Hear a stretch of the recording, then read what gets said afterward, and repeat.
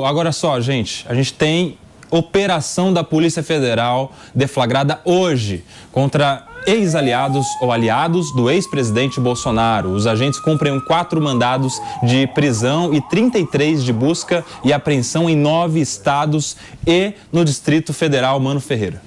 Pois é, mais um desdobramento das investigações sobre o 8 de janeiro, né? A gente sabe que o 8 de janeiro não caiu do céu, não foi geração espontânea, não de repente brotou no asfalto, né?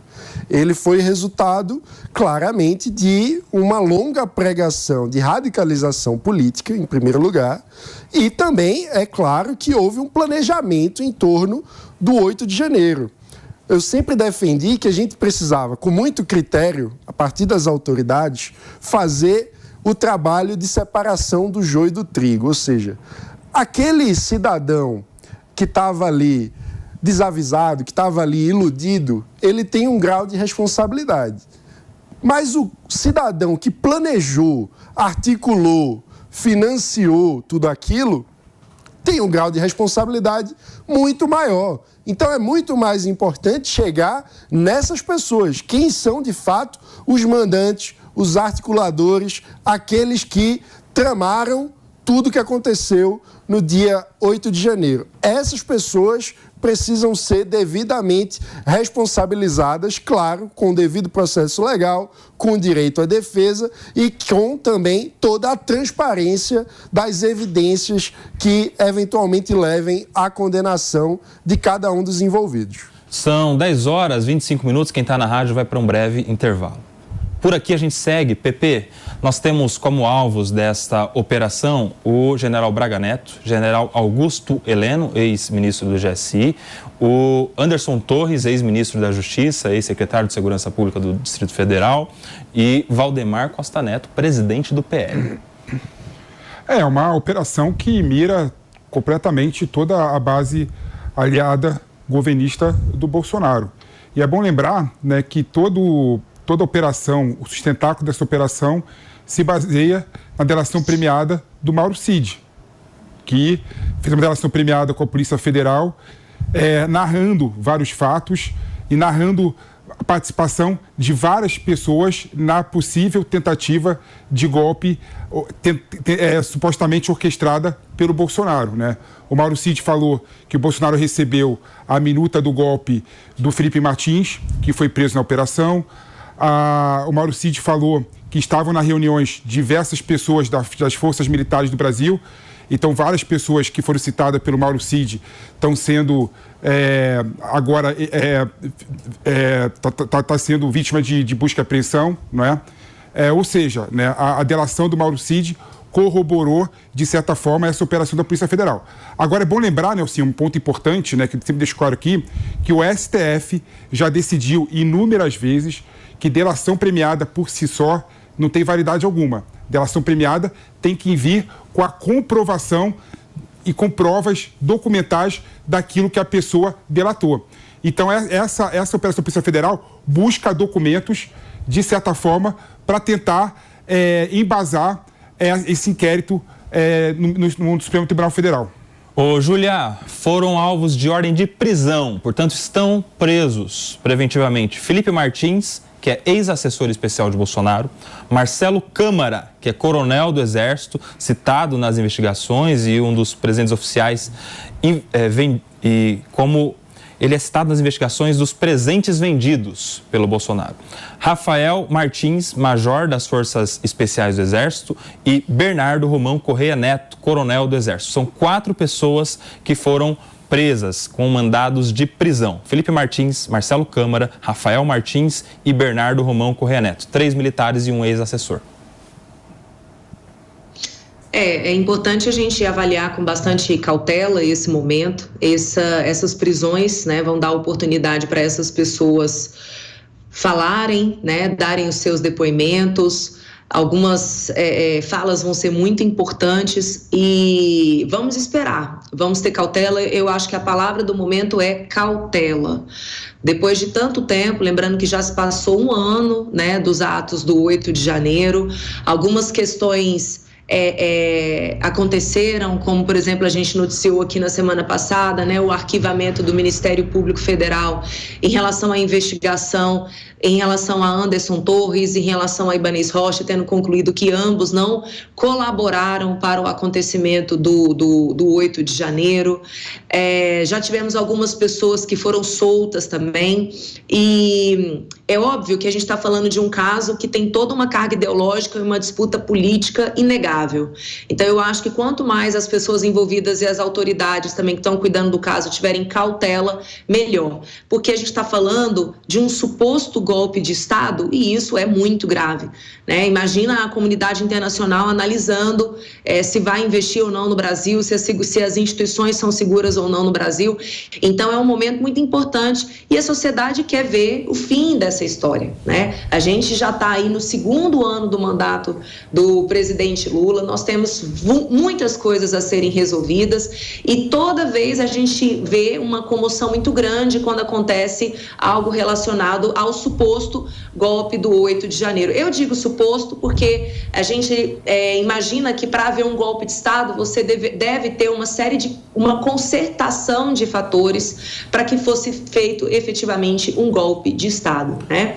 Hoje nós ainda temos, só para concluir, Nelsinho, pessoas que estão presas ainda no 8 de janeiro sem a devida individualização do caso delas, né? Na semana passada também foi noticiado alguns ambulantes que estão presos, né, e simplesmente estavam passando ali perto, acabaram sendo presos. A família também de um morador de rua se pronunciou dizendo que não sabia desse morador há muito tempo. Ele foi ao acampamento para se alimentar e ele permanece preso. Nós tivemos a fatalidade da morte de um preso, né, no presídio, considerando que já havia sido dado uma série de alertas sobre o estado crítico de saúde dele, mesmo assim ele foi mantido preso. Então, vamos esperar cautela, sabedoria das autoridades envolvidas, porque o que tem que prevalecer é a verdade e eu tenho certeza que é isso que todo mundo quer. São 10 horas, 31 minutos, quem estava no intervalo da rádio está voltando e por aqui a gente está repercutindo a operação da Polícia Federal, que está acontecendo hoje em vários estados, com 4 mandados de prisão, inclusive, e muitos outros alvos de busca e apreensão, dentre eles Braga Neto, General Heleno, Anderson Torres e Valdemar da Costa Neto. Esses 4 não têm mandado de prisão, eles simplesmente sofreram busca e apreensão em seus domicílios. Para trazer mais informações, o Bruno Pinheiro já está aqui com a gente no Morning Show. Vou pedir para colocar ele aqui na tela, ele que está desde cedo acompanhando essas operações e vai atualizar, trazer mais informações para a gente aqui no Morning Show. Seja bem-vindo, Bruno. Bom, que bom falar contigo, sempre uma alegria, uma honra e uma satisfação, uma operação muito intensa da Polícia Federal e é importante a gente entender. Então senta que lá vem a história, essa é a grande verdade, porque é o seguinte, existiam vários núcleos de acordo com a investigação da Polícia Federal, cerca de 5 núcleos, e aí entre essas informações havia uma articulação entre influenciadores, entre idealizadores, os difusores e também os financiadores, quem divulgava essas informações antes mesmo, de acordo com a investigação, de acontecer as eleições lá no final do ano e chegar ao segundo turno, inclusive. Então tinha esse objetivo de levantar dinheiro, que tinha essa operação financeira, sejam com aliados ou não, até de dentro do governo em si, e aí que repassavam essas informações. Como esse eixo, esses cinco eixos, na verdade, atuavam o seguinte: tinha um ataque virtual aos seus opositores, ataques às instituições, STF, à Justiça Eleitoral, ao sistema eletrônico diretamente. Tinha também o sistema ali, o eixo, que era sobre uma tentativa de golpe de Estado e a abolição violenta do Estado Democrático de Direito. De um outro lado, ataque contra toda a campanha de vacinação contra a Covid-19. E ainda, de um outro lado, usando a estrutura do Estado para obtenção de vantagens. E aí abrem outros eixos aqui no mesmo ramal sobre adquirir essa estrutura, que é justamente o uso do cartão corporativo, também inserção de dados falsos no cartão de vacinação, envolvendo inclusive o do ex-presidente Jair Messias Bolsonaro, e o uso de toda essa estrutura, inclusive com enriquecimento ilícito. Agora, de um outro lado, é importante entender também que essa investigação começa a colocar também entre esses núcleos atentos aos nomes que atuavam diretamente. Tinha o setor de inteligência, tinha inclusive as pessoas que alimentavam, de acordo com a investigação, o ex-presidente Jair Messias Bolsonaro com o seu ex-ajudante de ordens, que era quem começavam ali a alimentar essa esperança e fazer um rastreio. E aí já entra naquela linha da agência de inteligência. Rastreavam em tempo real onde estava o ministro Alexandre de Moraes, é o que levanta essa investigação então. Então tinha esse núcleo que alimentava essa informação, do outro lado tinha um núcleo responsável em conversar com os militares e levar um convencimento, a fim deles aceitarem, que eles acolhessem um golpe de Estado diretamente. Esses nomes atuavam inclusive o ex-candidato a vice-presidente do ex-presidente Jair Messias Bolsonaro, que é o Walter Braga Neto, e também tinha uma assessoria jurídica, o que dava suporte jurídico caso de fato eles conseguissem emplacar um golpe de Estado. Entre os nomes que assessoravam o ex-presidente justamente com esse esquema de assessoria jurídica está, de acordo com a Polícia Federal, o ex-ministro Anderson Torres, ele que ajudou a articular aquela minuta de um golpe de Estado que foi encontrado na mesma residência que os policiais estiveram hoje logo nas primeiras horas do dia. E tinha ainda o núcleo operacional de apoio às ações, que envolvia diretamente o ex-presidente e também o ajudante de ordem Mauro César Cid. Era ele quem levava as imagens, ele que dava informações de como estava a temperatura aqui nas ruas. Então é diante disso que essa operação foi elaborada. O que ajudou também os policiais chegarem até os alvos de hoje foi justamente essa oitiva daquele hacker que foi ouvido na CPMI do 8 de janeiro e também aqui na sede da Polícia Federal, que ele relembrou que esteve com o ex-presidente no café da manhã no Alvorada, acessou o Ministério da Defesa pelas portas dos fundos, inclusive, e não existe nenhuma ata e nenhuma imagem que ele esteve nesta reunião. Então, essas são as informações. A gente, claro, vai continuar acompanhando toda essa desenvoltura da operação da Polícia Federal. Agentes estão nas ruas, nos 9 estados da federação. Só para finalizar, eu conversei agora há pouco com o ex-presidente Jair Messias Bolsonaro, que também foi alvo da operação de hoje. Na residência, levaram um aparelho celular e o passaporte não estava na residência de Bolsonaro em Angra dos Reis, está aqui na sede do Partido Liberal. O que fica agora no radar, se ele vai cumprir expediente na sede da legenda ou não, já que não está autorizado nenhum tipo de contato de Bolsonaro e Valdemar da Costa Neto. Então não tem como eles ocuparem o mesmo espaço, já que ambos são investigados. Ele vai continuar no Rio de Janeiro, ele tinha a expectativa de jogar um anzol, segundo ele hoje logo pela manhã, não foi, achou muito melhor de não ter ido, já que se ele tivesse ido, estivesse ausente da casa, ficaria que ele tinha informações da operação de hoje. Na casa de Anderson Torres levaram documentos e HD que Anderson Torres utilizava nos últimos anos e estava na residência também do ex-ministro da Justiça Anderson Torres na gestão do ex-presidente Jair Messias Bolsonaro. Ô Bruno, você acompanhou uma das operações aí, um dos domicílios, né? Conta pra gente o que você viu lá mais de perto, você que estava lá acompanhando essa operação da polícia em um dos domicílios alvos desta operação. Essa visita durou cerca de 2 horas. São 2 viaturas que estavam na residência do ex-ministro, um condomínio de luxo. Chama a atenção porque é na mesma região ali da casa também do ex-presidente aqui na capital federal. Uma casa, essas imagens que são recuperadas, a gente observa que é uma casa de alto padrão. Na verdade, Anderson Torres estava na casa, já que era no amanhecer do dia quando os agentes chegaram. Vale ressaltar que o passaporte já está com a Polícia Federal. Já houve a devolução deste documento do ex-ministro Anderson Torres. Ele está restrito de sair do Distrito Federal e está fazendo uso da tornozeleira eletrônica, inclusive, e sempre na segunda-feira ele está comparecendo de forma virtual à Justiça aqui do Distrito Federal para comprovar que ele não se ausentou aqui da capital. Na casa de Anderson Torres estava somente ele e a família, tinha uma funcionária já que quem faz o serviço de casa, essas atividades na residência do ex-ministro, quando chega então o advogado também do ex-ministro Anderson Torres. O computador do advogado chegou logo na sequência, não estava com ele, e também outros integrantes chegaram para visitar o ex-ministro Anderson Torres. Então, essa movimentação, de acordo com informações que eu tive, foi algo muito respeitoso entre os agentes da Polícia Federal e Anderson Torres, porque Anderson Torres também era um delegado da Polícia Federal. Ele já esteve do outro lado também, ele entende como se dá uma operação como essa. Então, ele acompanhou os quartos, no segundo andar da casa também, visitou todos os cômodos, ofereceu todas as informações durante essa ampla varredura na sua residência. Repito que somente alguns documentos e esse HD que foi levado da casa de Anderson Gustavo Torres, o ex-ministro da Justiça e ex-secretário do Distrito Federal de Segurança, que estava em Orlando com o ex-presidente Jair Messias Bolsonaro nos atos do 8 de janeiro. E aí, recentemente, na última semana, o inquérito foi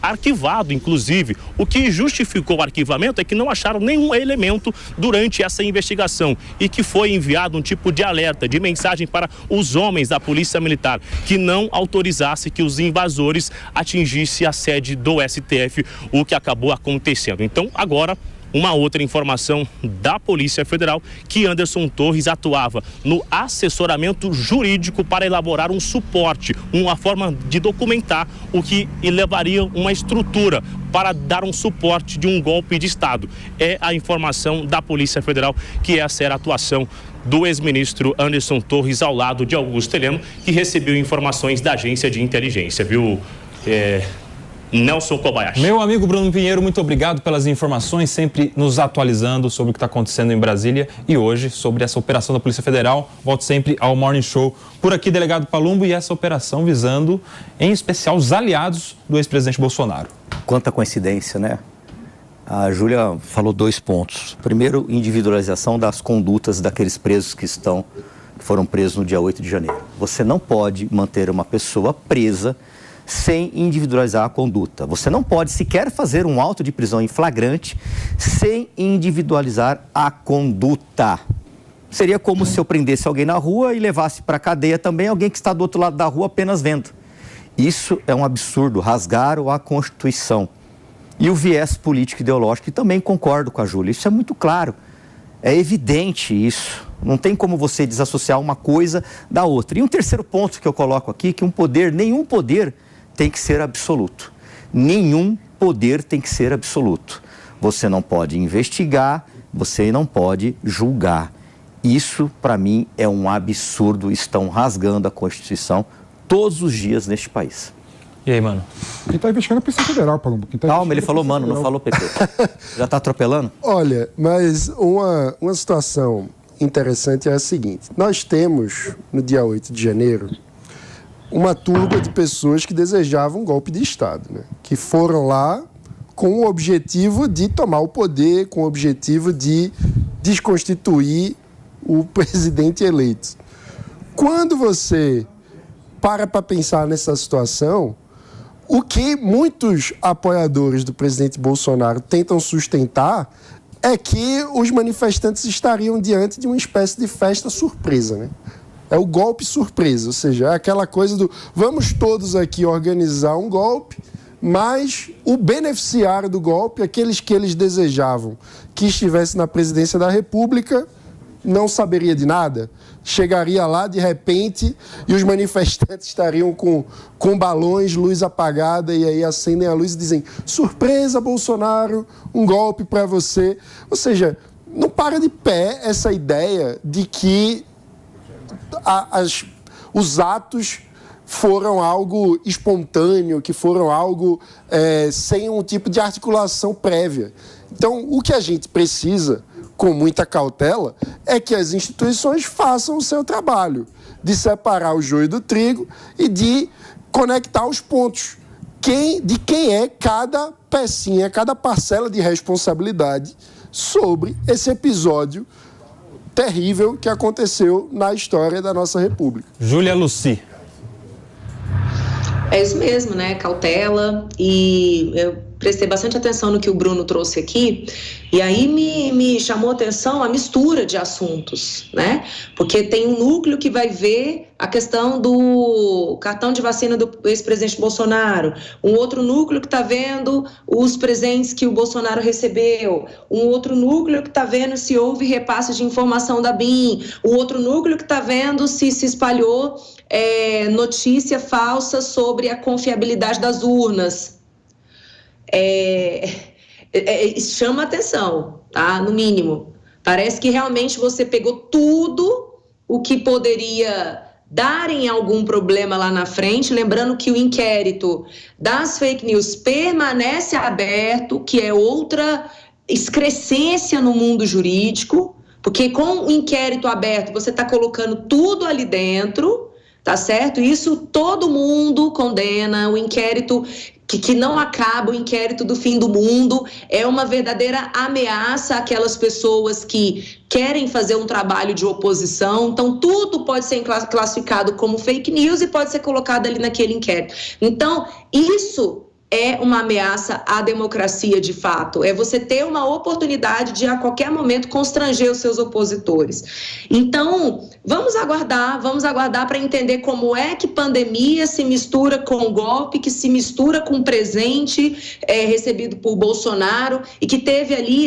todos esses agentes organizados para fazer um suposto golpe que, como o Mano falou, não se sustenta. Né? Assim, tudo bem. Então, se havia uma arquitetura, vamos invadir um prédio vazio. E aí, cadê o próximo passo? As Forças Armadas estavam envolvidas, parlamentares estavam envolvidos, tinha alguém pronto para assumir o poder? Porque enquanto a gente não se apega ao fato em si, que é a invasão de prédios vazios, então vamos entender que existia uma concertação por trás. Então, que essa operação, né, desnude essa teoria que se faz em relação a isso. Felipe Monteiro. Esse é um ponto interessante, Julinha. O que eu acho é o seguinte, primeiro, há várias críticas que pode ser feita ao STF e à operação relacionada ao inquérito do fim do mundo, ao inquérito das fake news.